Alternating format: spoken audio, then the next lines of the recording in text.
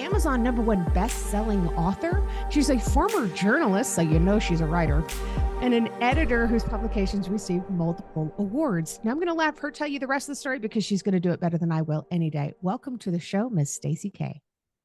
Thank you so much. I'm excited to be here. I'm really excited to get to know you and to hear your story because holy cow. I I wanted to be a journalist so bad when I was a kid. Oh my gosh, it was like the dream job for me. So, is this something that you dreamed of when you were a kid? I wanted to be a writer. I didn't specifically dream about journalism, but I definitely wanted to be a writer from very early on. So it was kind of a natural fit for me. And it's probably the favorite job I ever had. I Oh. still, I still look back on it. When we moved away from that town in Oklahoma where I was doing that. When we moved, I didn't really want to go back into it because it does require a lot of like work all the time at night, and I have 4 children, so it just wasn't something I wanted to jump back into. But I Mm. absolutely loved it, and would do it again in a heartbeat. And with most people who are writers, myself included, we put even in our fiction, we put a lot of ourselves and our own struggles and triumphs into the characters that we write. And you went Yes. through a period of time where you had I want to say a really horrible 5 years, but it's, give and take in there because you had some good stuff too. Sure.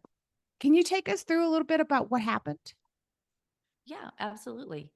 So, I grew up in a really very small town, tiny town where everybody knew everything, and I was involved in my church to the extent that I was there every Sunday night, every Sunday morning, every Wednesday night.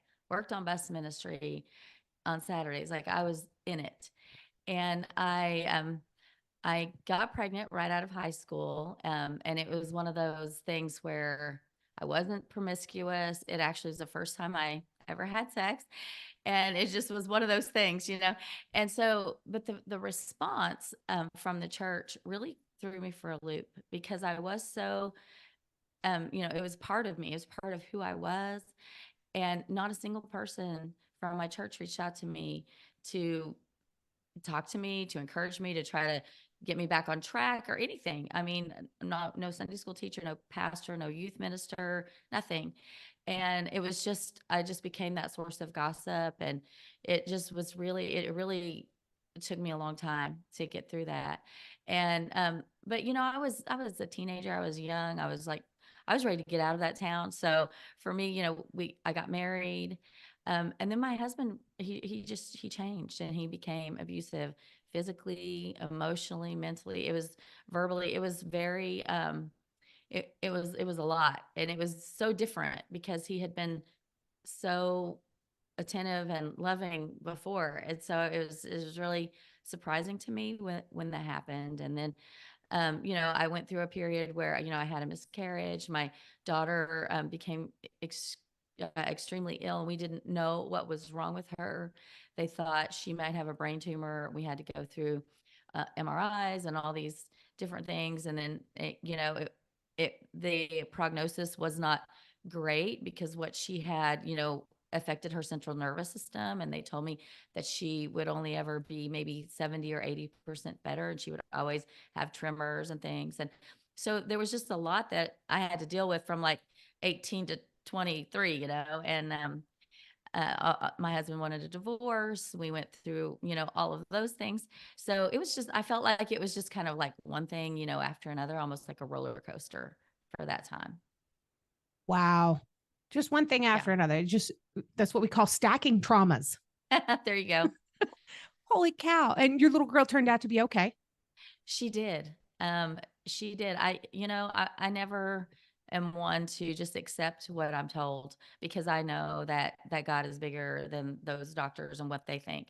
And so for me, it was just, this is a chance for you to prove God that they don't know what they're talking about.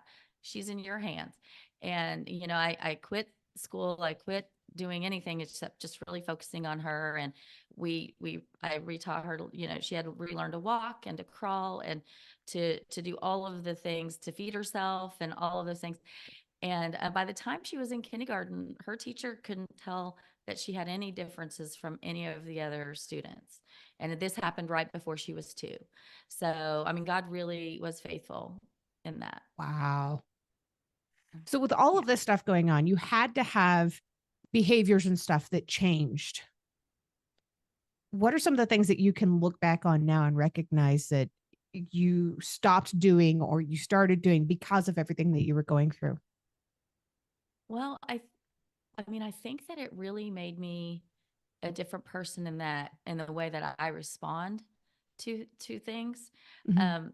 One thing, I knew Jesus from early on, but I didn't have a deep relationship. Like, I had that knowledge, and I believed in God, I believed in Jesus and all that, but to have it actually be like real, and like, this is how I'm getting through this, is my faith in you, my prayers, seeing my prayers answered, seeing not all of my prayers get answered. You know what I mean? Like, just having that relationship and talking through that.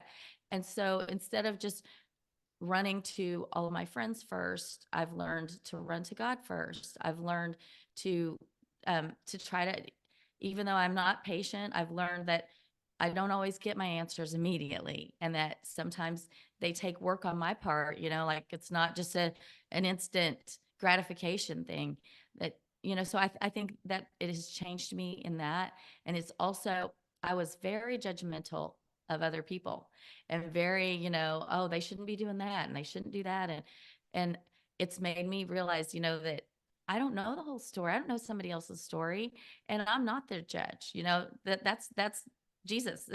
He's the ultimate judge for all of us. And so I don't sit in judgment of other people, even though sometimes people hear that you're a Christian, and they automatically think that of you. They automatically think that, oh, you wouldn't like me, or you wouldn't do this or whatever. I have a lot more tolerance for, I do believe the Bible, and I do think there's right and there's wrong, but I also think that Jesus loves people, whether we're all sinners, and in fact, he loves the sinners, like the most, those are the people he went after. And I think we need to be more like him in our interactions with people and our responses to people, and not sit up here and try to think, oh, I'm this or I'm that. So that I think that has really, all the things I went through really brought me to that place. And I know that you more than likely had to avoid church for a little while with you being ostracized and gossiped about. How long did it take for you to be able to come back around to going back to church? So the church that I grew up in, I I've gone a few times, because my mom still lives there, my dad, and sometimes she'll want me to go, and so I Ooh, have that's gone. got to be hard. Right, that was really hard. I didn't go for many years, um, and I'm trying to think. When I remarried, I would got divorced. I remarried, and that was important to us. It was important to him, and it was important to me and my spouse, that I had somebody, because my first husband, even though he had told me he would go to church with me, he actually wouldn't. And so I didn't want to go and sit by myself and be that woman that was sitting in church by herself with her kids or whatever. So um, I would say I avoided the church that I grew up in more than just any church, because I really blamed the people in the church. I wasn't blaming God for it. I wasn't, I just thought it was that small town and that small church. Really, that's where I think I really blamed the most. But it did take me years to get back to that. And even when I went back, though, I will say this. So I grew up in a really conservative church, and they have different opinions. As soon as somebody hears that you're divorced, they automatically believe certain things about you, right? And Yep. so that was not something that I just went and told people. I kept that really close to the vest, and it came out. I wasn't trying to hide it per se, but I wasn't out there shouting it from the rooftops either, because you don't. I didn't want that. I didn't want that stigma of, oh, she's divorced, and all of that. So it took me a while to get to a point where I felt like, you know what? This is who I am. And, you know, all the things I've been through made me who I am. And God loves me. So it doesn't really matter what you think. Absolutely. And I've come across a lot of what it is that you're talking about too, with the people in church that they go on Sundays, but are they true Christians? You know, because a true Christian helps his fellow man. Right. They reach out, they care, they don't gossip. Right. If you're just doing lip service, if you're just going just to show up so that you can appear to be a good person, there's nothing about that that is actually based in Christian faith. Right. Absolutely. Yeah. Yeah. And Absolutely right. that's something that we have to remember. I mean, you wrote your book to be able to help people, right? Correct. Mm-hmm. And it's a beautiful book, by the way. I absolutely love this thing. And it is right here. Oh, thank Damaged you. goods. Look at this. It's beautiful. I mean, the colors, they're vibrant, they pop. There's a story behind this cover, too. There always is. So I just loved that the idea of this, you know, this perfect, beautiful flower, and you know, the petals are just kind of blowing away, because that's kind of how we are. You know, we start out as this perfect little thing, and we're born, and you know, and then you know, things happen to us, and life happens, and bit by bit, you know, pieces of us go away, but we're still beautiful, and we're still perfect. In some ways, we're even better because we have that knowledge, we have that wisdom that we didn't have before. But so that really spoke to me when I saw that. So that's why I went with it. I love it. I love it. And such vibrant colors, too. I mean, this is what life is meant to be. Right. Yeah, I have a thing about I love bright colors, and so I that kind of color purple is my favorite color. So I was like, I loved it when they showed that to me, because I did work with professionals on it, and they helped me with, you know, I gave them pieces of it. I told them what I wanted, and then I actually found the flower and gave it to them, and then they did the colors, and I was like, yes, that's what I was talking about. Yeah. Well, and purple is actually a royal color. So this is one of the things that a lot of people don't realize. Many people, when they wear purple to church, it's because they are in acknowledgement that they are a daughter or a son of God, the King. Yeah. And I think that's important for us to remember whose we are and who we are. Absolutely, that has to do with it. Yeah. 100%. So your book tells what? What is it all about? So I wrote it as a devotional because I wanted to tell my story. I really felt, you know, God was asking me to share what I went through, because I look at my life. I have 4 children. I have 6 beautiful grandchildren. I have had a blessed life. Yes, I went through some things and I've overcome some things, but I have had a very blessed life. And I'm thinking there are people out there who are hurting, who are going through maybe not the same thing that I went through, but similar things, and that are also hurting. And they just need to be encouraged. They just need to hear that God knows them, and He sees them, and He loves them, and that they are not without, you know, they're not so far away that they can't be saved, and that he's turned away from them, you know, no matter what you've done. And so I wanted the book to be about what God did for me, not what I did or who I am or any of that. I wanted the focus to be on Him. And so that's why I went with the devotional, because the story is not really about me. This it's there. So each chapter is a story of something that happened to me and what I went through and how God helped me during that time. And then there's, you know, the devotional portion at the back. And I'm not a Bible scholar, so I'm not interpreting that or anything. I'm just saying, you know, these stories kind of correlate with what we were talking about, and, you know, read them for yourself, and what is God telling you? Because the Holy Spirit speaks to you as differently than He's going to speak to me, and He's going to reveal things to you differently than to me. So I'm not going to tell you what to think about what you're reading. I want you to think about it. I want you to write about it. And I have a free workbook, even, that if people send me that an email requested, I just send them the workbook, and they can just, you know, have that if they don't want to write in the book or whatever. So That's awesome. And how would they reach out to you to grab that? Because that's good info. it actually, there's a QR code in the book that, yeah, they can just scan it and it comes right to me. Oh, So that's slick. I like yeah, yeah. it. I need to implement something like that. That's a really good idea. Yeah. So, with everything that you went through, did you find that writing about your experiences and your story, do you feel like that was helpful with the process for healing? So it was interesting because it was it was therapeutic in some ways, and in some ways it was almost traumatic again because I had to re-experience those things. I had to go back through those feelings that I had really, I had compartmentalized away, and I had dealt with them before. So it wasn't devastating or anything, but there was crying. There were times like there are still things that if I read them, I will still cry or whatever. And so because I would try to read it out loud to my husband or, have somebody talk to me about it. And some of it's still, I'm still tender about because, it's just my story. It just happened. But I did find it to be, I started this during COVID.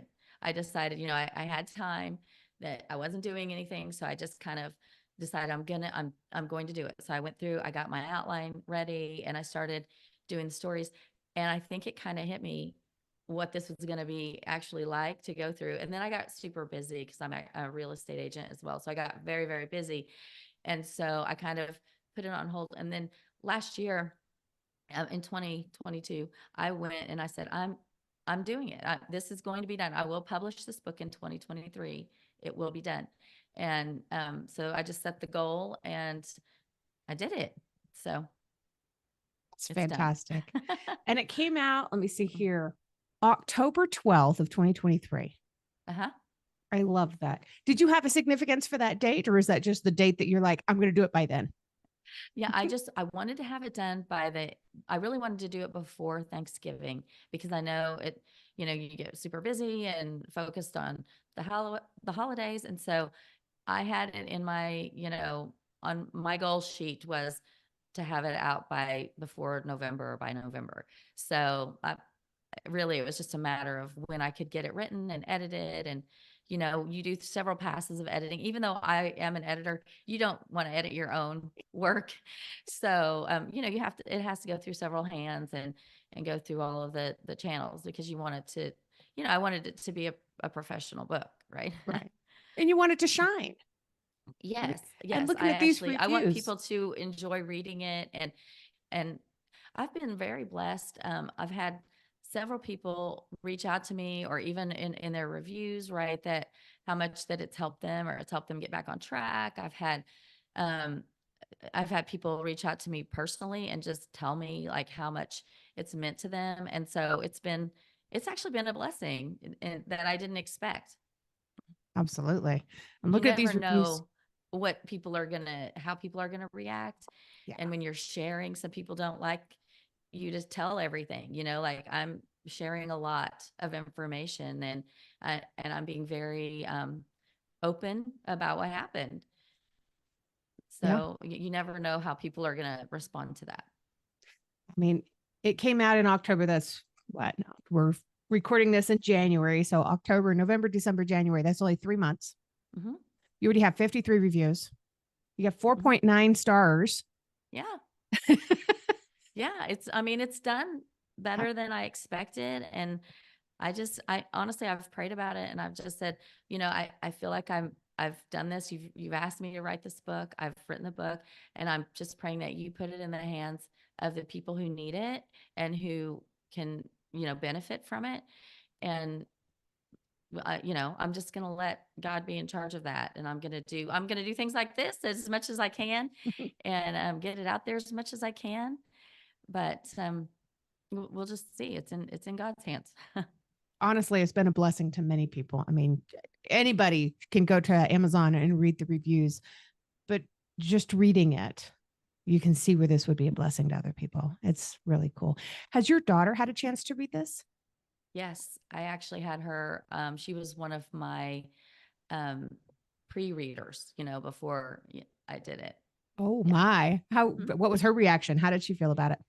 She actually, I mean, she liked it. She was a little nervous about, at one point she was like, I don't really want to be in the book. And I said, well, you're the story. I said, I'm telling the stories, and so you're in the book, but no, you're not named in the book. And she said, yeah, but she was a little nervous about that. And I said, She said, those are kind of my stories. And I said, no, they're actually my stories and they're God's stories. And you're in them. And, I want you to support me. And if you feel really uncomfortable, I want to know. And she was like, no, I, I agree with you. They're God's stories and they're going to help people. I think that people are going to be blessed by it. She's been very supportive. So, So, how about your new husband? oh, yes, we've been married for Well, 30 years. yeah, not so much new, but Yeah. second husband. Yeah. Oh, come on, So you're still new. You're still that's right. We're newlyweds. still newlyweds. He actually has read the book and he liked it. He's encouraged me in doing it. And I have 3 sons who I think I know for sure one of them has read it. One wants it to be in an audiobook form. And I don't know if the other one's read it yet, but I know that they've all been very supportive and they all have wives or and one has a girlfriend and they've all been very supportive. That is amazing. I love that for you. That's really Yeah. cool. Yeah. And have your do you know if your parents or anybody from that small town has read it? Have any of them reached out to you and apologized for what happened in the past? Well, that's what's interesting. I've had a couple people say, if I'm one of those people, please, I want to apologize. I feel really bad. I mean, my own sister did, and one of my very best friends did, and I was like, no, this isn't about you, And interestingly, my mom and dad have both read the book. My dad just turned 81 yesterday. My mom's 80 and they loved the book. And my dad he knows the most about the Bible of anyone I know. He has taught me from very young. And he actually took it, he bought it for several of his friends and sent it to his friends. And one of his friends is a Baptist preacher. He used to be. He's retired, obviously. And he was so excited about it. And him and his wife, and they were like, "We think that that Christian youth should have this book.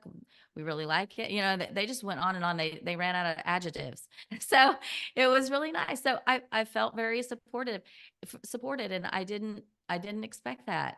I mean, I didn't think I was going to hurt anyone's feelings, but you never know because I know how hurt they were, early on when it happened. And so you just never know, like if we're bringing up these old feelings and, if I'm embarrassing them further. But no, they've been even telling their friends about it and buying it for their friends. So yeah, That is amazing. I love that. I hope it catches fire in that small town and teaches people, your actions are remembered and they're hurtful. And please search yourself to figure out who you are. right, right. I think we all need that reminder sometimes. I know I've needed it a couple of times. Yes, Well, it definitely. has come to that part in the show. I have to ask you the last question. Okay. It is absolutely my favorite question, always will be. And the answer can be different based on what day of the week it is and what you're feeling right this moment. So, Okay. what is one thing that you truly love about yourself that's not related to your physical appearance? Okay. Um, so I think I would probably have to say that I genuinely care about people and I love helping people. It almost to my detriment. Sometimes it is because I will put others well ahead of my needs. And I hope that's something that I'm remembered for and I hope that I make a difference to others. And I think that's a good trait to have. If you've enjoyed tonight's episode, please make sure you check out the episode description. You'll find links there on how you can learn more about this guest, links to connect with them on social media, and how to support the podcast. Remember, I don't get paid to do this. My boss is a bit tight fisted, but I can say that. I work for myself.